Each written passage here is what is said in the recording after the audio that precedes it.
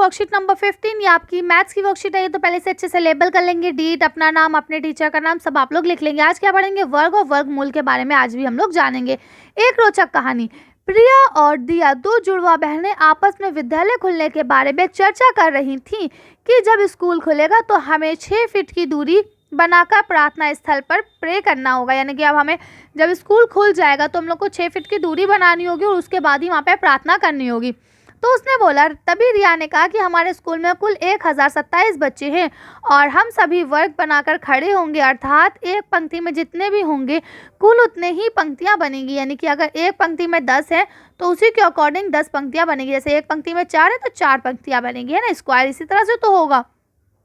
खड़े होंगे, कुल उतनी ही पंक्तियां बनाएंगे। कितना सुंदर लगेगा हमारा विद्यालय, है ना। प्रांगण कुछ इस तरह, अब यहाँ पे इन्होंने बता दिया कि जैसे एक पंक्ति में जितने बच्चे होंगे कुल उतनी ही पंक्तियां बनेंगी। तो इस तरह से उन्होंने बातें कर रही थी दोनों लोग और इमेजिनेशन भी कर रही थी साथ साथ। प्रिया ने कहा कि 1027 बच्चे से वर्ग आकृति नहीं बन सकती, यानी कि वर्ग आकार की आकृति नहीं बन सकती अगर बच्चे 1027 हो तो। रिया को प्रिया पर गुस्सा आया और उसने पूछा, तुम ये कैसे कह सकती हो कि नहीं बन सकती? ठीक है, तो क्या तुम्हें 1027 का मूल्य वर्ग निकालना आता है? तो प्रिया ने कहा हाँ। प्रिया ने कहा हाँ कि मुझे भी, मतलब मुझे किसी भी संख्या का वर्ग निकालना तो आता है, परंतु किसी भी संख्या का वर्गमूल निकालने अभी मैडम ने नहीं सिखाया। यानी वर्ग निकालना तो आता है लेकिन वर्गमूल निकालना अभी मैम ने नहीं सिखाया है।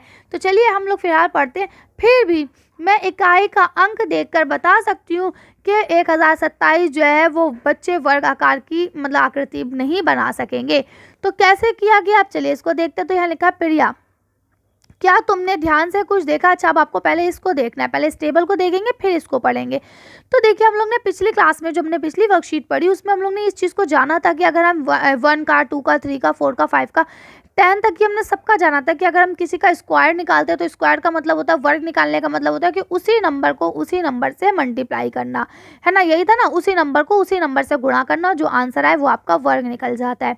ठीक, अब हम यहाँ ये सीखेंगे कि अगर वर्ग 1 नंबर का हो तो उसकी अंक इकाई 1 नंबर होती है, लेकिन अगर वर्ग 2 नंबर का हो जाए तो जैसे अब यहाँ पे आपका लिखा है ना, ये देखिए 5 पंजे 25 लिखा है ना, तो अब वर्ग इकाई 2 नंबर की हो गई, लेकिन इसकी इकाई जो मानी जाएगी वो सिर्फ 5 मानी जाएगी। यानी कि जो आपके सीधे हाथ की तरफ की डिजिट होती है उसको मानते हैं।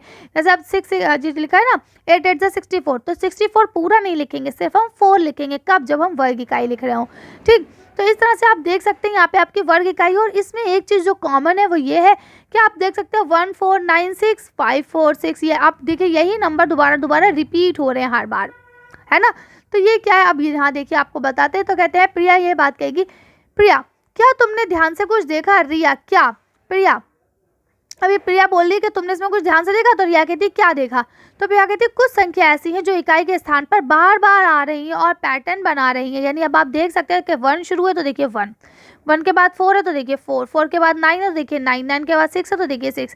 क्या? यानी एक पैटर्न बन रहा है कि ये 1 नंबर पे, 2 नंबर पे, 3 नंबर पे पैटर्न बना रही है। और कुछ संख्याएं ऐसी भी है जो किसी भी संख्या वर्ग पर कभी भी इकाई के स्थान पर नहीं आ रही। यानी कुछ संख्या ऐसी भी जिसे आप देख सकते हो 2, 3, 7, 8, तो ये ऐसी संख्या है जो किसी भी वर्ग इकाई पर नहीं आ रही। अब देखिए इन्होंने लिखा 1 4 9 6 5 6 9 4 1 0, इन्हीं संख्याओं की पूर्ण आवृत्ति होती रहेगी। यानी कि बार बार यही दोहरा रही है और पैटर्न भी कभी नहीं बदलेगा। यानी आप अगर देखें जिस पैटर्न से ये चल रहे हैं सेम यही पैटर्न रहेगा। पैटर्न मतलब जो जैसा चला है, जैसे 1 तो देखिए 1, फिर 4 तो देखिए 4, तो अब देखिए यहाँ पे भी 1 है और यहाँ पे भी 1 है। ठीक है, उसके बाद 4 4, तो यानी कि ये पैटर्न चल रहा है, पहले इतने नंबर आ गए, फिर ये नंबर, फिर दोबारा से ये नंबर, फिर दोबारा से नंबर। आप जितनी बार भी चलेगा तो यही नंबर आते रहेंगे। ठीक है, तो अब यहाँ तक आपके समझ में आ गया। तो कहना है कि इस तरह से पैटर्न भी नहीं बदलेगा। इस पैटर्न में सिर्फ 1 0 1 4 5 6 9 यही कुल संख्या जो 6 अंक है यही आ रहा है। बाकी बचे हुए 2 3 7 8 जो है वो कभी भी किसी भी संख्या के इकाई के रूप में नहीं आ रहे हैं। ठीक है, तो यानी कि वो कभी भी वर्ग नहीं हो सकते। तो अब आपको यहाँ पहला क्वेश्चन दिया गया कि अब आइए कुछ प्रश्नों को हल करें। तो पहला प्रश्न दिया गया है कि संख्याओं के निम्नलिखित संख्याओं के वर्गों का इकाई स्थान क्या है उसको बताना है। तो सिंपल सा है। अब बताइए अगर आपको ये क्वेश्चन दिया जाए, चलिए एक काम करते हैं इसे जूम करके थोड़ा सा पढ़ते हैं ताकि आपको बहुत अच्छे से समझ में आ सके। तो आप देख सकते हैं इसका इकाई क्या हुआ, इसका इकाई हुआ 8। भाई जो डिजिट है, मैंने आपको क्या कहा था, पूरे डिजिट में जो सबसे आपके सीधे हाथ की तरफ आएगा आखिरी का नंबर, वही आपकी इकाई होगा। तो आप बता सकते हैं इसकी वर्ग इकाई क्या, आप इस नंबर को पूरा लिखेंगे और इसको लिख देंगे वर्ग इकाई है 8। इस तरह से इसको लिख देंगे वर्ग इकाई है 6। इस तरह से इसको लिख देंगे वर्ग इकाई है 6। इसी तरह से इसको लिख देंगे इस वर्ग की इकाई जो है वो 9 है और इसकी वर्ग इकाई क्या है 8। आसानी से कर सकते हैं। नेक्स्ट क्वेश्चन आपका देखिए क्या लिखा है, निम्नलिखित में से कौन कौन सी संख्याएं कभी भी किसी भी पूर्ण वर्ग की नहीं हो सकती। सिंपल है, आपको पता है कि 9 आता है तो ये हो सकती है ना, जबकि 8 नहीं आता तो यानी ये कभी नहीं हो सकती। इसी तरह से आपको पता है कि 7 भी कभी नहीं आता तो ये भी नहीं हो सकती, और आपको ये भी पता है कि 3 कभी नहीं आता। तो आप इन तीनों को लिख देंगे कि 2 6 7 8 0 8 3 4 5 7 7 और 8 9 7 0 3, ये 3 इकाइयाँ ऐसी हैं जो कभी भी किसी भी वर्ग मूल्य को नहीं हो सकती, यानी कि ये कभी भी वर्ग के रूप में नहीं आ सकती। इधर से अब आपका तीसरा क्वेश्चन लिखा है, निम्नलिखित में से कौन कौन सी संख्या के वर्ग या घात पर संख्या के स्थान पर कोई भी फर्क नहीं पड़ेगा। एग्जाम्पल के तौर पे कहने का मतलब ये कि अब यहाँ पे संख्या का यानी कि जो आपके इकाई का स्थान है वो क्या है, आपके इकाई का स्थान यहाँ पे है 8 है ना।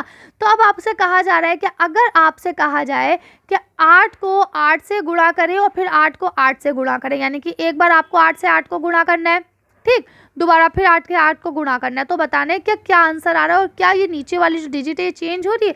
तो देखिए हम करके देख लेते हैं। अगर हमने 8 को 8 से गुणा करा किसके लिए, स्क्वायर के लिए, वर्ग के लिए, तो क्या आता है 64, तो यानी ये जगह चेंज हो रही है ना, तो ये नहीं है। उसके बाद अगर हम घन करते हैं, घन माने होता है क्यूब, यानी कि 3 बार उसको गुणा करना, तो हम 3 बार गुणा करते हैं तो हमारा आंसर आता है 512। तो देखिए यहाँ 8 की जगह पे एक बार 4 और एक बार 2 आ रहा है, तो यानी आंसर गलत हो रहा है ना। तो इसका मतलब ये है कि ये जो है इस पे फर्क पड़ रहा है, तो इसका मतलब ये सही नहीं है आंसर।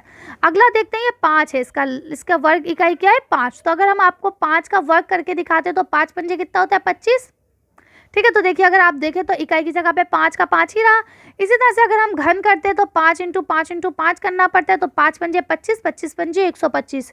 तो आप देखते हैं 125, यानी 5 की जगह पे 5 ही रह रहा है, वहाँ पे 5 की जो जगह है वो चेंज नहीं हो रही। तो आप लिखेंगे कि इसके ऊपर कोई भी फर्क नहीं पड़ेगा। इसी तरह से अब यहाँ वर्ग इकाई क्या है 1, तो अब आप देख सकते हैं 1 को अगर 1 से करेंगे तो 1, और अगर 1 को 3 बार भी करेंगे तो भी 1, तो यानी इस पर भी कोई फर्क नहीं पड़ेगा।